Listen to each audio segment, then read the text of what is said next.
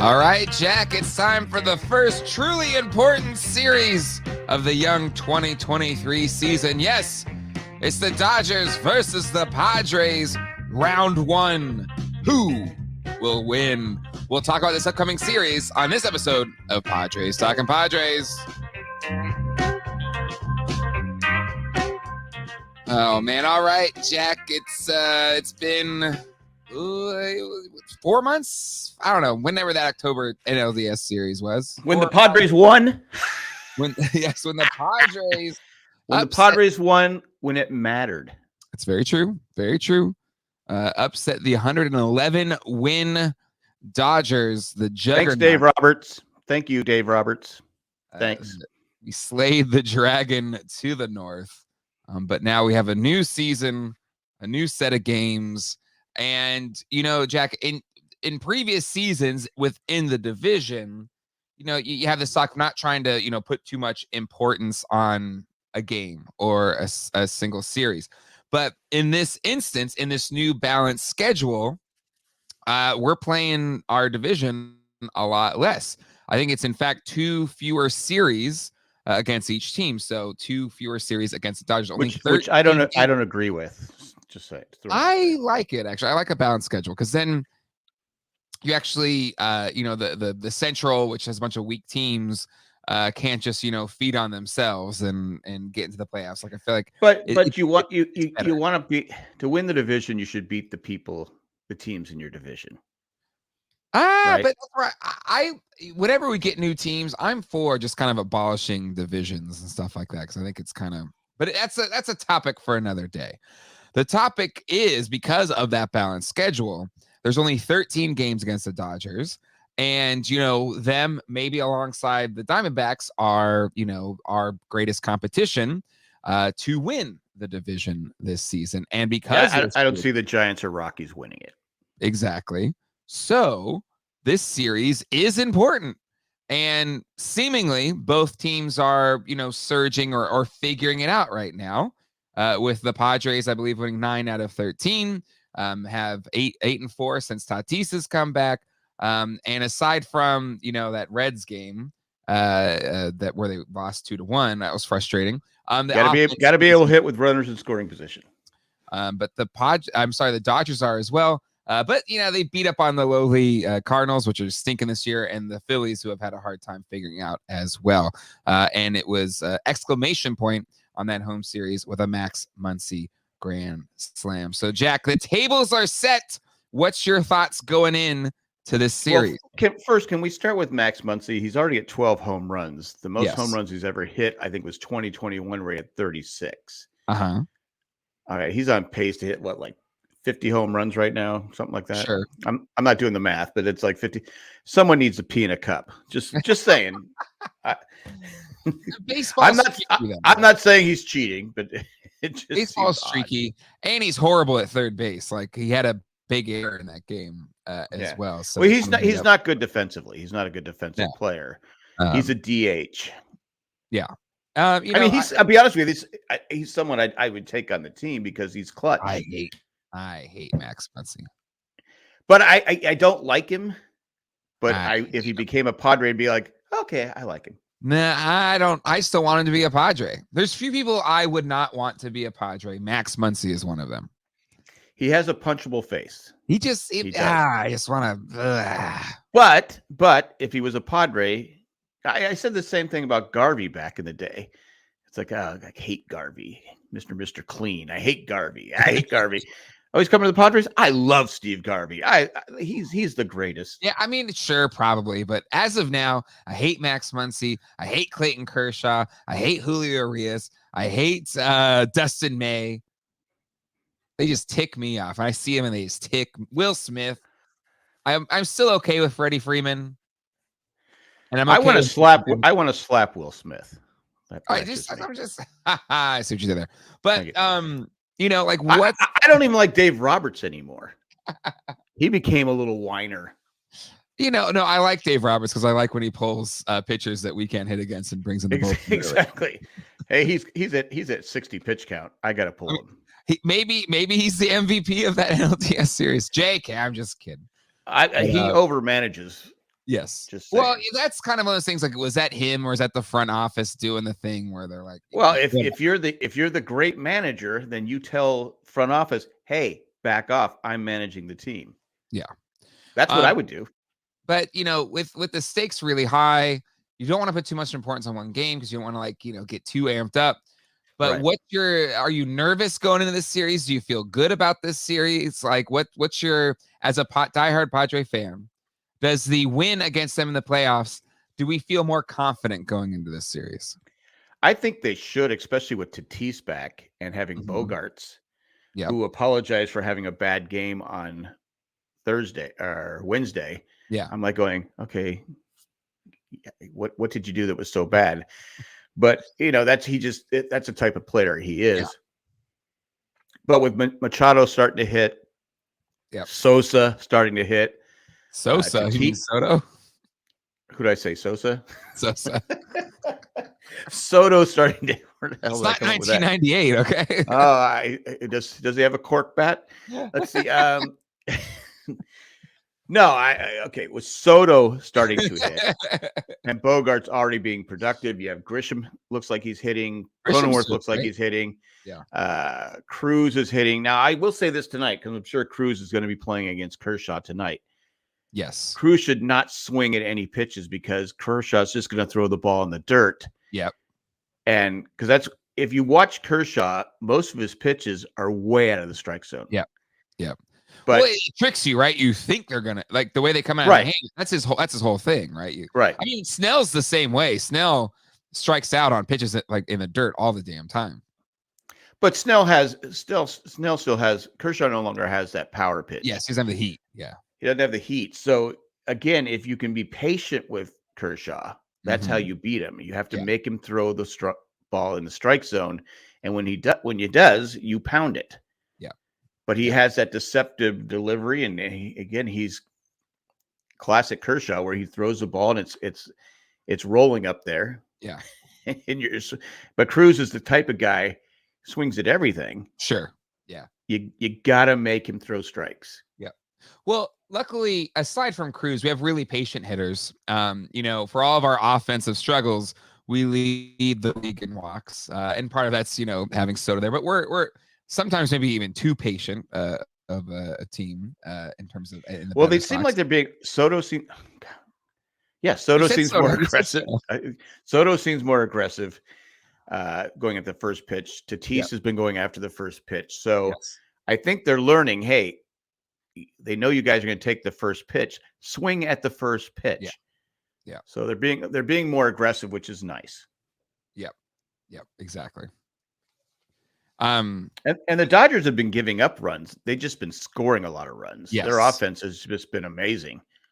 And you look at it, you go, okay, they lost Trey Turner and they lost Lutz before the season started. Why are they so good? For their offense. Well, the thing is, I feel like they always do that though. They come up with a really good game plan for the pitcher that they're facing. And it's almost like they know the pitch to hit. And that's the thing that's always frustrated me with them.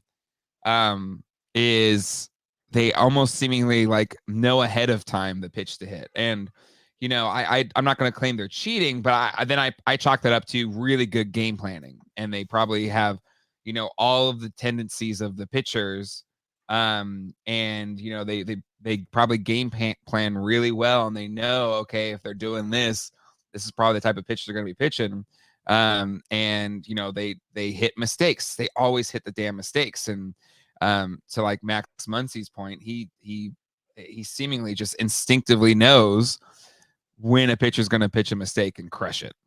Well, Kimbrel did that the other with bases loaded. He threw the pitch right down the middle of the plate, which I don't get why you would do that, because with Muncy, you just have to throw the ball. He's not good at fastballs on the but if you put it right down the middle of the plate, almost anyone can hit it. Yes, and it was like Kimbrel's washed. Like, why? I feel bad for the guy, but he's done. He was done last season. I don't feel bad for him because he criticized the Padres after he left. So sure. So, but even still, there's a lot of people who criticized the Padres after they left. yeah, and I hold a grudge um, because but yeah, I love Trimble when he was playing for the Padres. same. For that one season, was it even a full season? Season and a half? Season and a half, I believe. Um, but yeah, I think that's why their offense does well, even when they don't have as many good people. But you know, has that stack up against really good pitching, and I think that's what Yu Darvish will have to do. Luckily, it seems Yu Darvish has built up. Blake Snell had a great start. His last time out. Thankfully, he missed. Still throws too many pitches. He does, but he made it 6 innings, no walks. Yeah, that's true. He said because he was on with the third inning with Mudd yes, and I love it. And he's great. It's my favorite. I mean, someday he's going to be a good broadcaster. Yes, 100%. 100%. He's going to be on Baseball Network. He's going to be because he's got the gift. Yeah, but he said he's having trouble with his slider. Mm-hmm. So it's just there's always something with Blake Snell. So it's just he's got this problem, but at least he knows it, and he's like it. But like I said, the last game he pitched well enough, or they did win the game. So yeah, we won. It was six innings, no walks, and that one we won pretty easily. It was 8-3. Right. Yeah, I think it was the 8-3 So game. even though, but and he got more hits off him. Right, he got a home run, got a couple line drives off him. So clearly he had it in his head. He's going to throw it more in the strike zone and not get the walks. And, I think you have to just be, as a pitcher for him, have to be okay with, well, you're going to be in the strike zone more. You're going to get more hits off you, And we've said this before. The Padres defense is amazing. Yes. Let them hit them. Yeah. Huh? Outside of left field. With Soto? Yeah, he's all right. I think he's decent. I mean, he's not great, but he's not terrible. You have Grisham, who's amazing. He's no Gene Richards. I know that's before your time, but Gene Richards was terrible defensively, or Carmelo Martinez and other great left fielders we've had. But to your point, you're right. And put the ball in play. Yeah. And that's where, to me, I feel good about this series. Again, you never know. Even the worst team in baseball can sweep the best team in baseball. You never know. But the thing with just in terms of on paper, the lineup's starting to hit. We have, I think, a better pitching staff. It's deeper. The Dodgers had to reshuffle. They had to bring in a minor leaguer on the last game to ensure that Noah Syndergaard didn't pitch this series. Right. And so Thor has not been bringing his hammer to the game. So. No. And so again, I think we were kind of bummed maybe he didn't go to the Padres. Like, oh, of course the Dodgers are going to turn him into a Cy Young. But that hasn't been the case for Noah so far. He hasn't drank the magic water yet. Yeah. They had to reshuffle the deck to put their best pitchers on for this weekend. Luckily, we were kind of teed up to have our best pitchers anyway this weekend. And you have Martinez coming out of the bullpen, which I think is good. We still don't have our setup person in Suarez, who is now, I don't know, maybe we won't see him this season. What's Pomeranz getting hurt again? Yeah, I just at this point, it's like at this point, I know he's not doing it on purpose, but I think no, he wants to pitch. He wants to be. He's a competitor. But if you can't, if your arm can't do it, your arm can't do it. And once you start getting hurt, it just Suarez is the one that bothers me. But yeah, hopefully he can come. I think they said the earliest is June, end of June, or something like that. Just come back in like August and then ramp up for the playoffs. Yeah, that's exactly.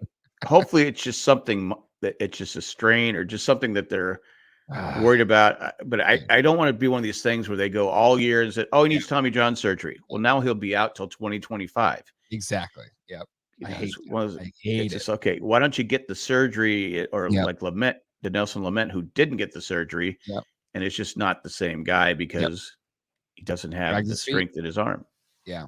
But I want Padre fans to relax. There will be a lot of Dodger fans there because I saw online a lot of Padre fans are selling their tickets because they're making a huge profit from Dodger fans. And remember, a lot of those Dodger fans aren't coming from LA. They're already here. They're already in San Diego. They grew up Dodger fans because the Padres were so bad, and people most people only root for a winner. Yep. It's us diehard Padre fans that have said, okay, we're going to root for this team no matter what. Okay, we've suffered a lot, but and you have to listen to it's Dodger, it's Dodger Stadium South or whatever they say. Sure. Whatever. If I could care less. The only thing that matters to me is winning the division, getting to the playoffs.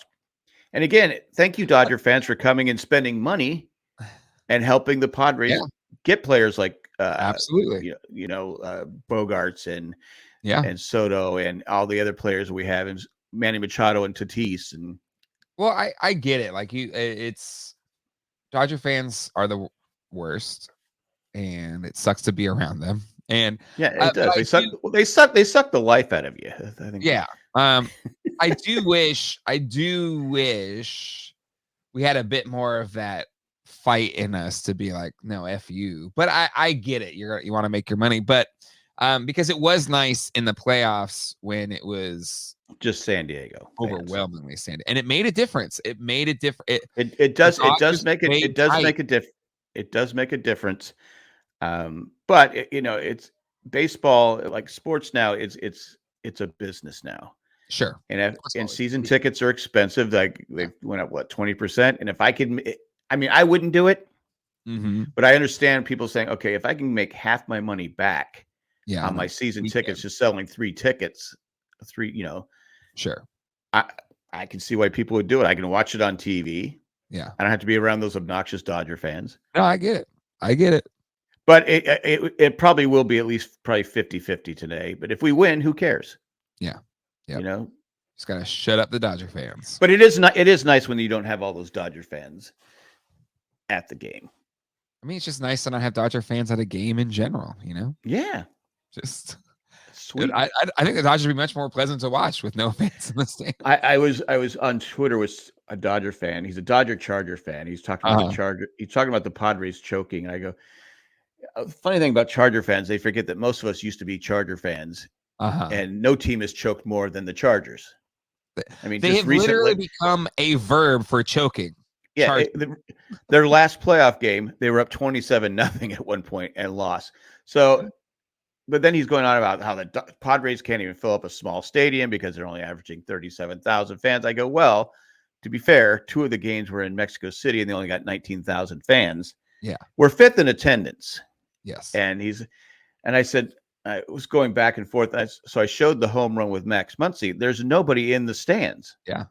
So I said, well, it's a shame nobody saw this great home run walk-off grand slam by Max Muncy. Of course, he comes back with all this different stuff that doesn't answer the. It's never. Yeah, it's just. But I like to. If I'm gonna debate you. Yeah. I'm not okay. I'll come back. Yeah, you're right there. Yeah, sure. But anyway, it's just Dodger fans.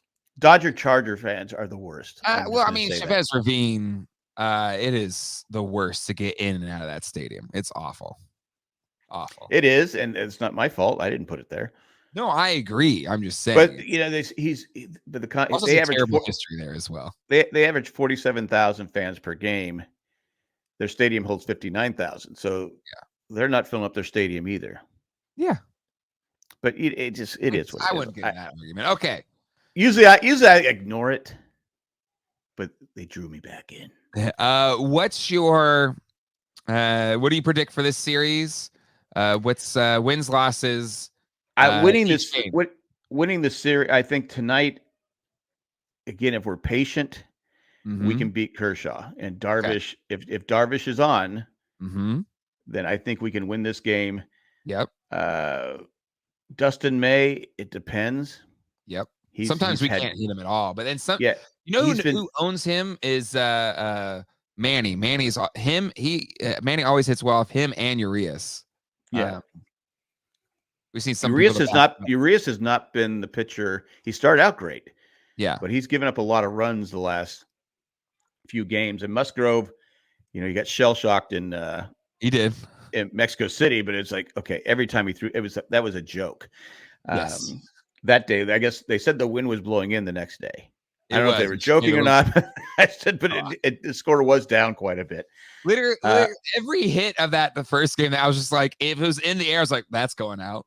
Yeah, That's it's just like you're like going, what is going on? The Dustin May, if we've hit him pretty well at times, and then other times Mhm. he's shut us out. He's been that way this season. He's a 50-50 pitcher. Yeah. You Blake gotta Snell, frustrate him. If you fluster him, you yes, got him. right. And And I think you have to make him go. You have to work the count. yes. You have to work the count on both on actually all three of them. You have to Yeah. work because Urias he's not he's a 6 inning pitcher no matter what. Yeah. He's Blake Snell. He goes Mhm. 6 innings. Yeah. It could go either way. I'm hoping for a 2-for-1 split. Yep. I mean, obviously a sweep would be perfect. Sweep But would be great. I would because agree. I'm not thinking sweep either. I think hopefully we get 2 out of 3. And I think we can win any 2 of these games. right. Um, The you key know, is to your tonight. point. You win the first one. That's a big momentum boost. Yeah. Puts more pressure on the Dodgers. Yeah. Because they're worried about the Padres, and I know their fans say it's not a rivalry, but they're worried about us now because yeah. the Padres are the talent of the Padres is vastly improved. Yeah. But again, if you could sweep it, that would carry the momentum for the Padres to just get rolling. You get in first, right? That would put us in first place. Oh yeah, it would. You keep thinking, like I said, when they played the Reds and when they lost that second game, I'm like, oh my God, that was a chance to get this team. Yeah. Because they should have won the game. They outplayed them the whole game and just Yep. didn't win for whatever reason. It's not that they hit well too, like, but it just nothing fell through. Like that was a tough one because the whole time, Yeah. even though we're up 1-0, I was like, we are owning this game. It's just we couldn't break through. No. So, but it happens. Yeah. Long season. But yeah, I would be disappointed if we only win one game this series. Yeah, agreed. Well, I agree. It'll be a disappointment. So we're going for 2 for 3. We'll see what happens. But still, the most exciting series of the young season. And we'll see how it goes. We will commit to doing a show right after the series on Sunday. So here's us talking about it before. We'll see how we did after. Will it be like this? And on the next episode of Padres Talking Padres. Take care, everybody. Let's enjoy and beat LA. Beat LA. Beat LA.